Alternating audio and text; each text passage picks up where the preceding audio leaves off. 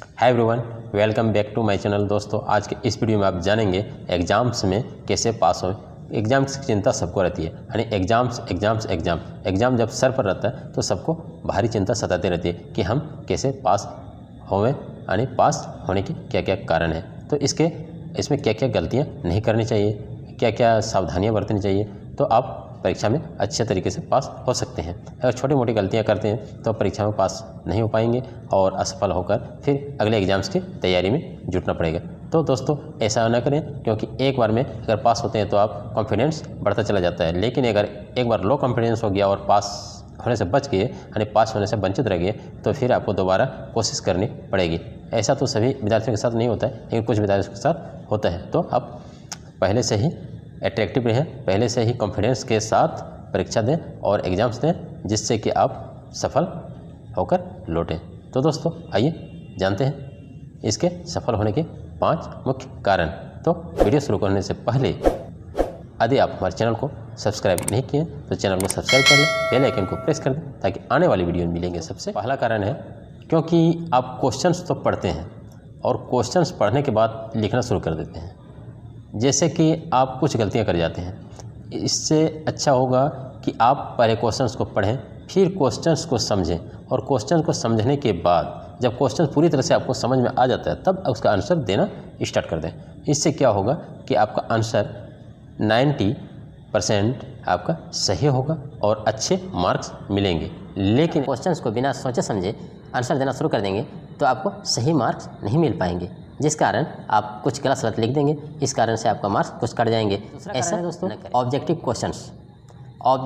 Questions को आप पूरी तन्मयता के साथ अगर उसका आंसर देंगे तो एक भी ऑब्जेक्टिव क्वेश्चंस का आंसर गलत नहीं होगा, अगर आप पढ़े होंगे पहले से। तो इसके लिए क्या करना होगा, आपको छोटे छोटे नोट्स बनाकर, यानी कम से कम हर विषय के हजार शॉर्ट आंसर क्वेश्चंस का, ऑब्जेक्टिव क्वेश्चंस का नोटबुक बनाना पड़ेगा। जिससे नोटबुक बनाने से क्या होता है कि आप डेली रिवीजन करेंगे और डेली रिवीजन करने के बाद आपके सारे जो मुख्य क्वेश्चंस होते हैं वो आपके दिमाग में घुसता चला जाएगा। इससे आपका क्या होगा कि जब आपके दिमाग में क्वेश्चन घुसता चला जाएगा तो उसका आंसर आपको ऑटोमेटिक माइंड में आता रहेगा, जिससे कि आप परीक्षा में पूरी तन्मयता से दे पाएंगे, जिससे आप कोई भी मार्क्स कटवाने से वंचित रह जाएंगे। शॉर्ट आंसर क्वेश्चंस, यानी 2 अंक के क्वेश्चन सोचते हैं, ओनली 2 मार्क्स जो इस क्वेश्चन से मिलता है उसके पूरे अंक मिलते हैं। अगर आप उस तरह के क्वेश्चंस को अगर पूरी तैयारी के साथ तैयारी कर लेंगे तो आपके आंसर का जो मार्क्स मिलता है वो कटते नहीं हैं।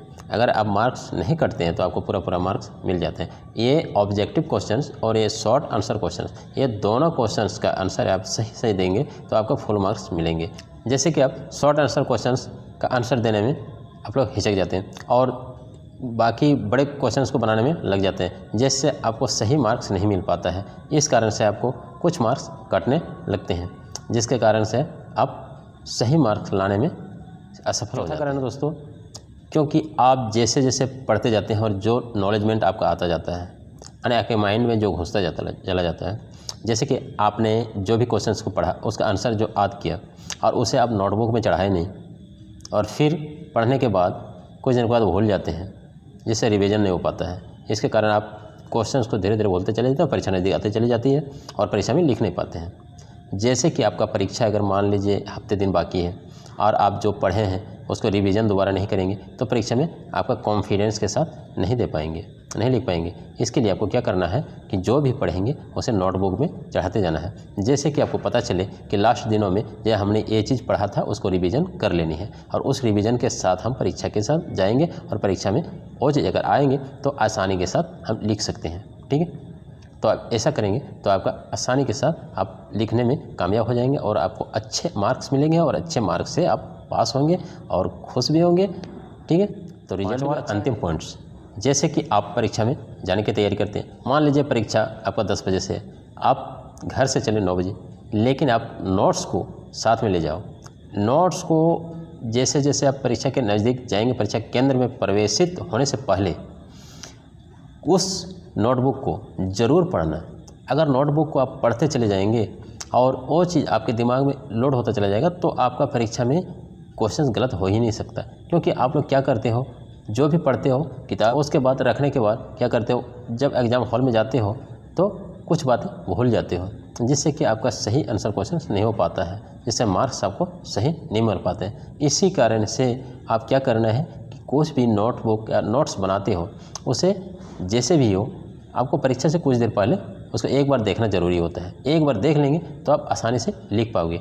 लेकिन बहुत सारे इतना एक्सपीरियंस बच्चे तो सब होते नहीं हैं, लेकिन जो एक्सपीरियंस बच्चे होते हैं वो तो सही से लिख लेते हैं, लेकिन जो ज़्यादा एक्सपीरियंस बच्चे नहीं होते हैं उसको ये सब करना बहुत ज़रूरी होता है। क्योंकि परीक्षा हॉल में घुसने से पहले आपको नोटबुक देखना बहुत ज़रूरी है, क्योंकि आप अगर चोरी करेंगे तो अगर पकड़े जाने पर फिर आपको सज़ा हो सकती है। इसके लिए आप चोरी न करके आप पढ़ने की तैयारी करें, मेहनत करें, और मेहनत करके आप अगर परीक्षा में पास हो जाएंगे तो आपको बहुत सारी प्रसन्नता मिलेगी, आपके घर वालों को प्रसन्नता मिलेगी, आपको कॉन्फिडेंस बढ़ेगा और आगे पढ़ने में कामयाब होंगे और अच्छे कुछ बन सकते हैं। तो दोस्तों आज का वीडियो यहीं तक। अगर आपको वीडियो अच्छी लगी तो वीडियो को लाइक करें, अगर चैनल में नए हैं तो सब्सक्राइब कर लें। मिलते हैं एक नेक्स्ट वीडियो के साथ, तब तक के लिए नमस्कार, बाय बाय, टेक केयर, जय हिंद, वंदे मातरम।